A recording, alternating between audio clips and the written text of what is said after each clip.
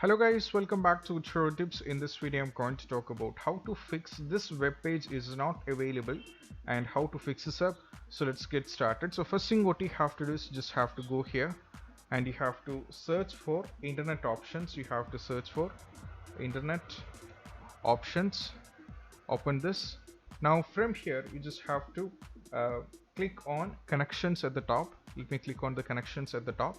Then you just have to navigate to LAN setting and make sure that this is unticked. If it is ticked, you have to disable the proxy and you just have to make sure it is disabled.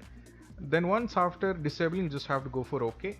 Now once it is done, you just have to close this up and now you have to go over here in the search and you have to search for CMD and you have to click on run as administrator and go for yes. Now you have to give few commands, and the commands like the first one is ipconfig space /flush DNS, ipconfig space /flush DNS, and you have to press enter.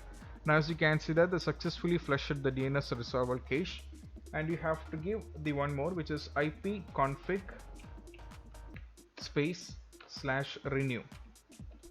Now press enter. It is also disconnected, and now you have to give the one more, which is you have to give the next one is all about netsh space winsock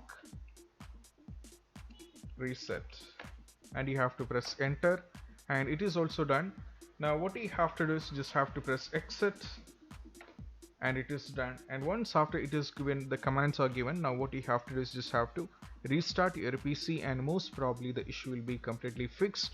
And I hope this video is helpful for you guys, and if you find this video helpful, don't forget to subscribe and click on the bell icon for more notifications. See you soon in the next video. Peace out.